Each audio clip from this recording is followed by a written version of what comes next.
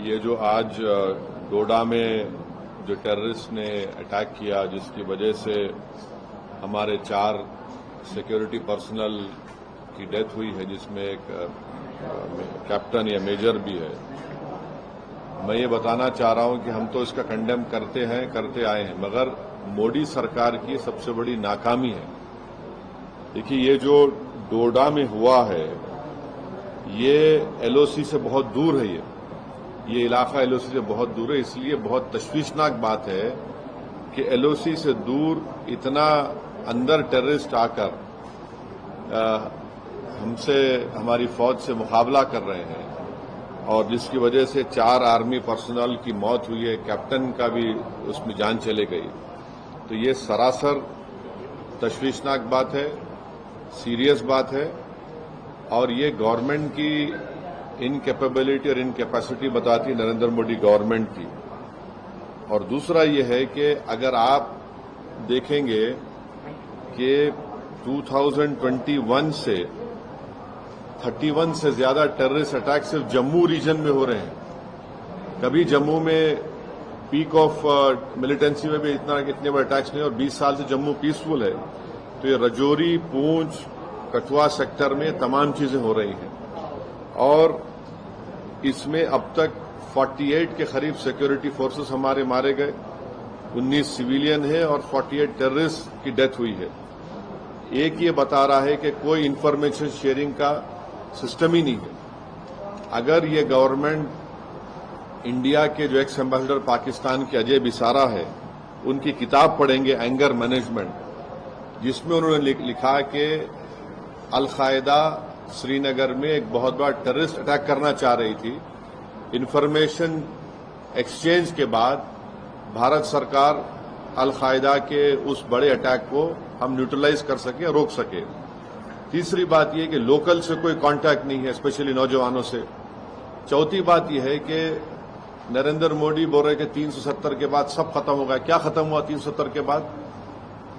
और पांचवी बात यह है कि चाइना, ये सब तमाशे, चाइना का भी इसमें रोल है, और ये सरकार जो है चाइना के बारे में बोलने से डरती है, कतराती है, और बिलियंस ऑफ डॉलर्स का ट्रेड वन साइड चाइना से हो रहा है। तो हम इसका कंडेम करते हैं, मगर इसकी पूरी जिम्मेदारी नरेंद्र मोदी गवर्नमेंट पे आती है। और इलेक्शन, पार्लियामेंट इलेक्शन के दौरान जो नरेंद्र मोदी बड़ा बात कर रहे थे, बड़ी बात कर रहे थे, हम घर में घुस के मारे, क्या हो रहा है फिर ये?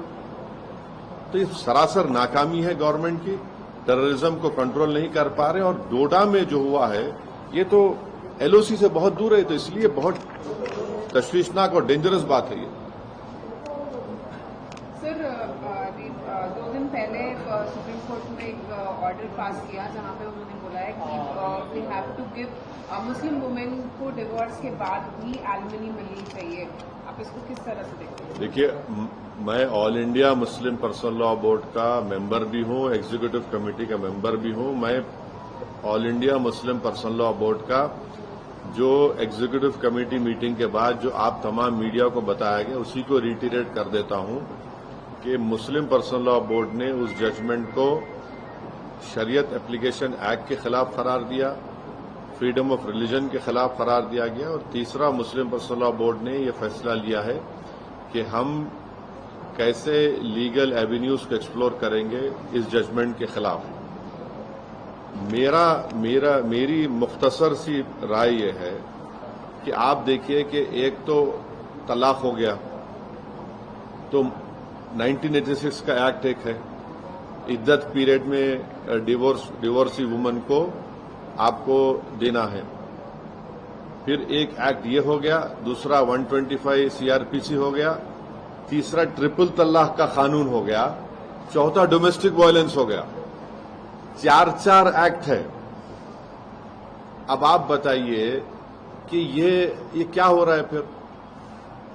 तलाक सबसे बुरी चीज है इस्लाम में, अल्लाह की नजर में। और डिवोर्स अगर जब हो जाता है तो उसका इद्दत का पीरियड होता है, उसके बाद कोई ताल्लुक रहता ही नहीं हस्बैंड एंड वाइफ का।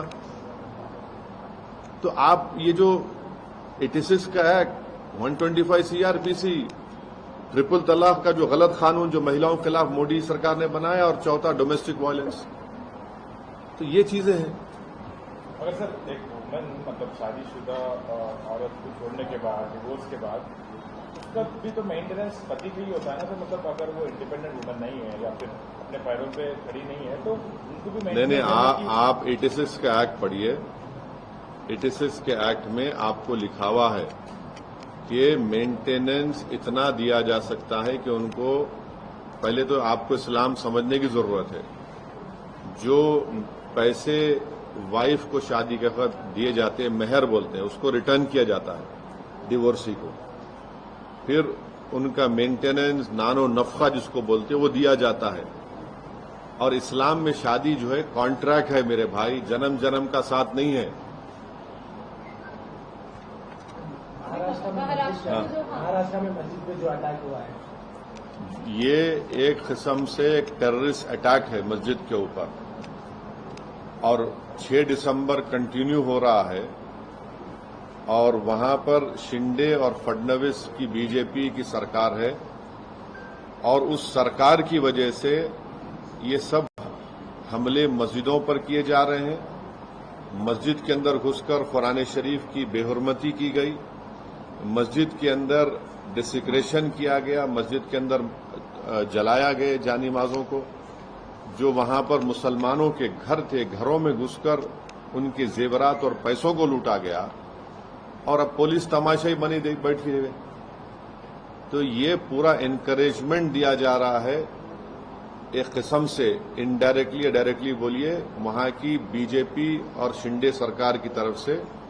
इसीलिए इन तमाम लोगों की हिम्मतें बुलंद हो रही हैं। आप बताइए कि हम विश्वगुरु बनना चाह रहे हैं और मस्जिद के ऊपर खड़े होकर आप डेमोलिश करने की कोशिश कर रहे हैं। हम विश्वगुरु बनना चाह रहे, थर्ड इकोनॉमी बनना चाह रहे, और मस्जिद के अंदर घुस के आप कुरान शरीफ को जला रहे हैं।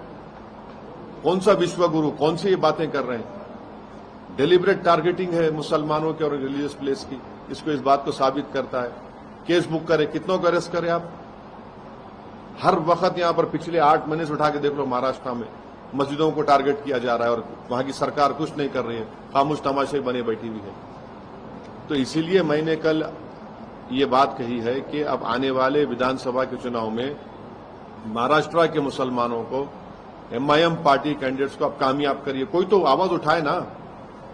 वो जो पार्टीज बोल रहे थे मॉरल विक्ट्री, अब तो मुंह से निकल रहा भी नहीं इस हमले के बारे में उनके मुंह से। आपने जो एक्स पे भी कहा, महाराष्ट्र में सरकार की तरफ से जो पिलग्रिमेज स्कीम की बात की गई है, उसको लेकर किस तरह के आप तो ये रेवड़ी नहीं है, ये कम्युनलिज्म नहीं है कि नहीं सुनिए आप, ये तो महाराष्ट्र की सरकार भी कर रही, दिल्ली की सरकार भी सब कर रही है। ये क्या है फिर ये? और आप उसमें क्या कर रहे हैं? एक दरगाह, एक मस्जिद। अरे ये क्या है भाई? ये आप वन साइडेड फैसले ले रहे हैं। आप तो संविधान पे ओत लिए ना, तो आपको सबको बराबर ट्रीट करना है। आप एक रिलीजन के कैसा हो सकते हैं वहां की सरकार? मेजॉरिटी पॉपुलेशन के हिसाब से, मेजॉरिटी पॉपुलेशन के हिसाब से नहीं है। सवाल यह है कि मेजॉरिटी माइनॉरिटी की आप जब बात करते हैं वहां आपको सूट करता, फिर जब माइनॉरिटी के प्रोटेक्शन की बात आ रही मस्जिद की, तो आप मस्जिद का प्रोटेक्शन क्यों नहीं कर रहे? अगर वो मस्जिद पे हमला नहीं होता, किसी और की प्लेस, रिलीजियस प्लेस पे हमला होता, तो अब तक आप लोग क्या करते? आपकी हर टीवी चैनल पर आप लोग शुरू करते, रेडिकलिज्म हो रहा है, अपीसमेंट हो रहा है, हम इसको दबा देंगे। अब तक कितने बुलडोजरों ने घर तोड़ दिए जाते अब तक। मुस्लिम के नाम पे, गौरव के नाम पे मुस्लिम के साथ भेदभाव हो रहा है सर। अब ये संभल में मेरे को मालूम हुआ कि ताजिया जो निकालते थे उसका हाइट कम कर दिए। क्यों कर रहे हैं भाई ये चीजें आप? संभल की रिपोर्ट है, उत्तर में संभल है, वहां से मेरे को मालूम हुआ। Sir Jammu Kashmir, the incident happened in Jammu Kashmir on that zone. JNK DGP R.S. Soin says Pakistan successfully infiltrated all important aspects of civil society thanks to so-called mainstream or regional politics in the valley. There is ample evidence to show that many had owned the art of running with the hare and hunting with the horn. What the hell is that Mr. DGP doing over there? He should be ashamed of his this nonsensical statement which has issued. You have imposed UAPA on the Kashmir Bar Council chairman. today's attack in Doda, which is very far from LOC. How is it that they have entered so much into Doda? Who's responsible for this? He's trying to cover up his incapacity, his mistakes, his failure. Simple as that. But This is very dangerous. We have recently held Lok Sabha elections, and the polling percentage was very high. Everyone praised it, and now the DGP is saying something else. Are you trying to say that all these Lok Sabha elections are rigged? What is he trying to say? Since 20 years, Jammu has been free, but now since 2021, more than nearly 50 security personnel have been killed, 19 civilians have been killed. Recently, 10 pilgrims who went to a temple, they were assassinated by these terrorists. Where is your information network? Why are the locals not helping you? Why are you not taking the youth into confidence? Why is this government not talking about China? Why is this government not talking about sharing information?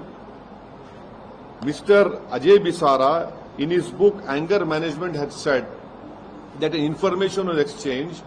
Based on that information, we were able to thwart Al-Qaeda terrorist act in Kashmir. And where is this, loud talk of Narendra Modi? We have removed 370, everything is gone. No, it is not gone.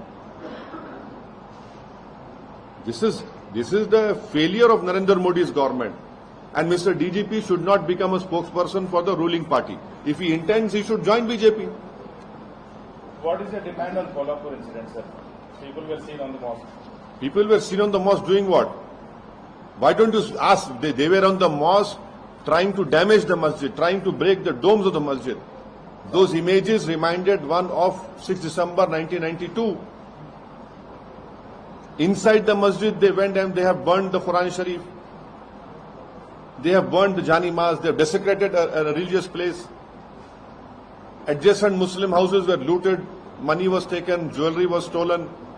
What is the police doing? What is this government doing? The Shinde Fadnavis government should take the responsibility because of their approach. They are emboldening such elements.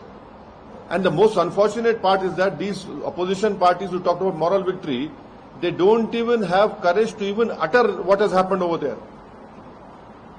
That is why it is high time that Muslims of Maharashtra should take a political decision in the coming assembly elections and ensure that MIM party candidates win. Because these attacks are continuing, and you don't even want to utter the word Muslim over there. अच्छा जी, भजनलाल सरकार की जो एक मंत्री है उनकी तरफ से किसकी सरकार? भजनलाल सरकार जो है उनकी तरफ से कहाँ की है? राजस्थान। जी, उनकी तरफ से जो है एक बयान आया है नेता का, मंत्री का, कि संसाधन घटेंगे, जनसंख्या अगर बढ़ती जाएगी, तो इसीलिए जल्दी एक ऐसा फैसला आ सकता है कि 2 से 3 अगर संतान होगी तो सरकारी नौकरियों में इन सब में जो है कटौतियां होती जाएगी, उनको नहीं मिलेगा।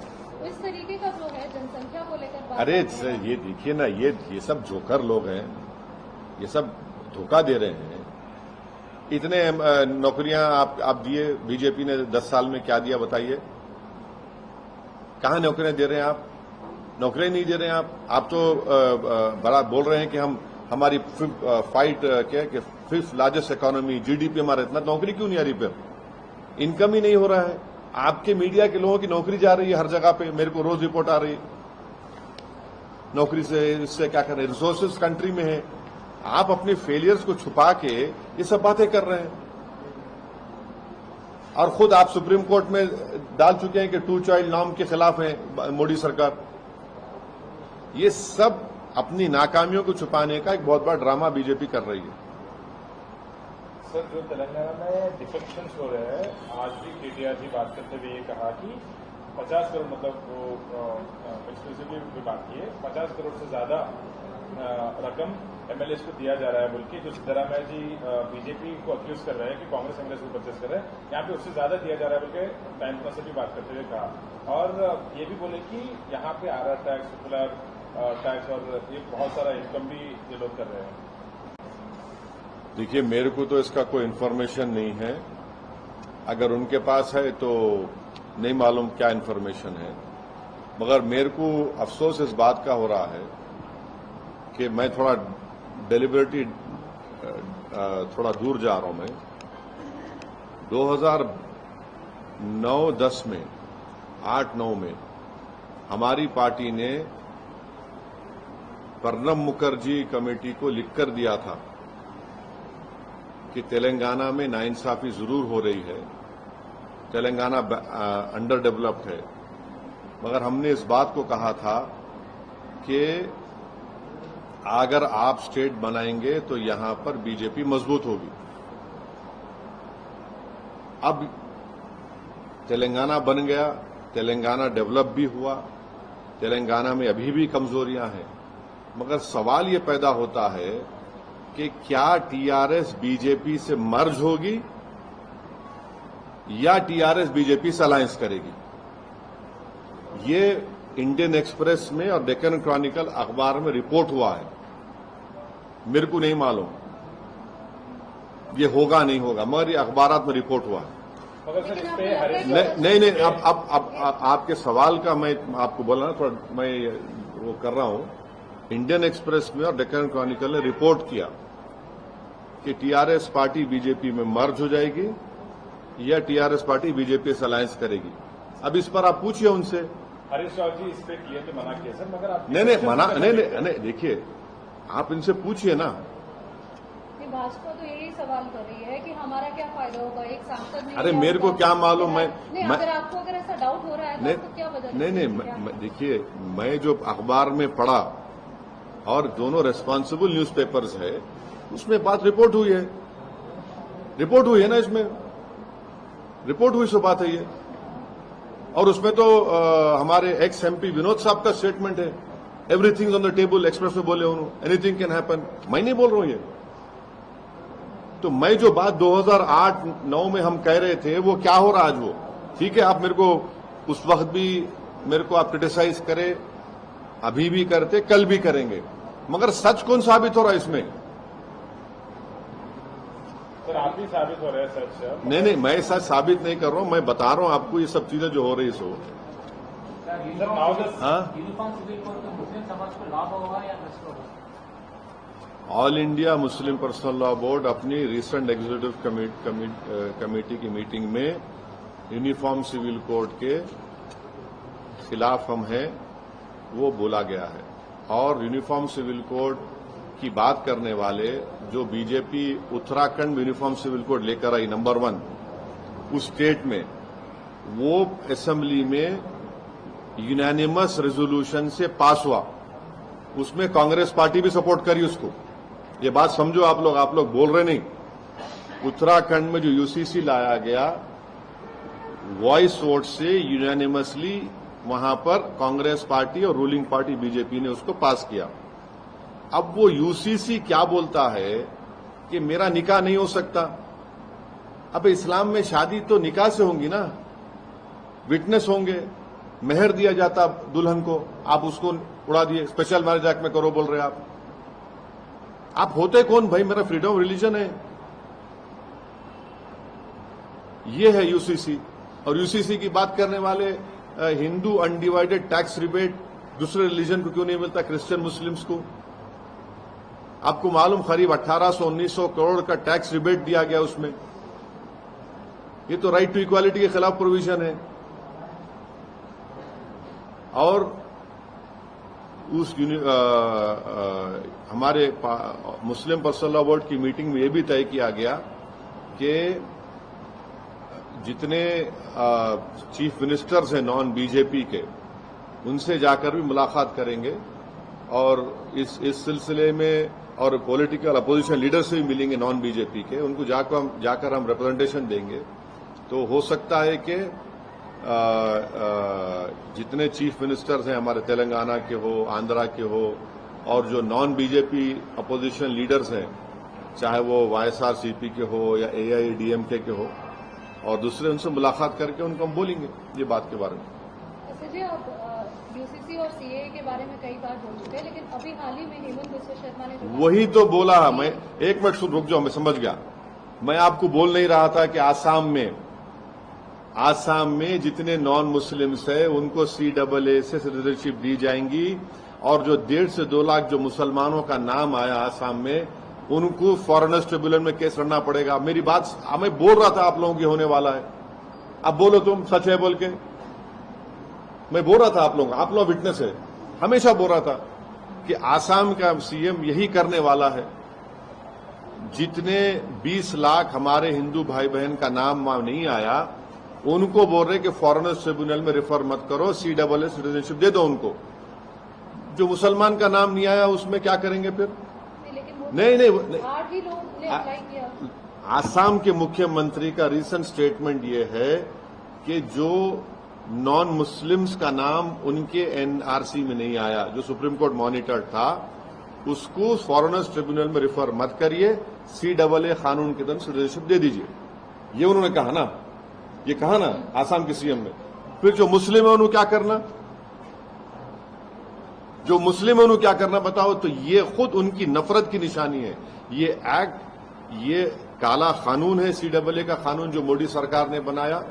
ये राइट टू इक्वालिटी के खिलाफ है, ये डिस्क्रिमिनेट करता है रिलीजन को। और इसको कल अगर देश में CAA NPR NRC होगा तो ये सब चीजें तैयारी की जा रही है। आसाम की मिसाल ले लो आप। नहीं, लेकिन एक ये भी वो कह रहे हैं कि जब बाहर जो पड़ोसी मुल्क है वो अगर मुस्लिम डोमिनेंट या फिर मुस्लिम भेज रहे तो वो सवाल देखिए क्या CAA के कानून से पहले जो हिंदू सिख अफगानिस्तान में बांग्लादेश में थे उनको यहां पर नहीं मिल रहा था क्या? सिटीजनशिप नहीं मिल रही थी, लॉन्ग टर्म वीजा मिल रहा था। मगर आप रिलीजन की बुनियाद पर एक कानून बनाकर कॉन्स्टिट्यूशन के बेसिक स्ट्रक्चर के खिलाफ आपने कानून बनाया। ये सबसे बड़ी गलत बात आपने की। और हेमंत बिस्व शर्मा ने यह बता दिया कि जो नॉन मुस्लिम है उनको सिटीजनशिप मिलेगी, जो मुसलमानों का नाम सुप्रीम कोर्ट मॉनिटर्ड NRC में आया उनको फॉरेनर्स ट्रिब्यूनल जाकर लड़ना पड़ेगा। ये खुद डिस्क्रिमिनेशन है।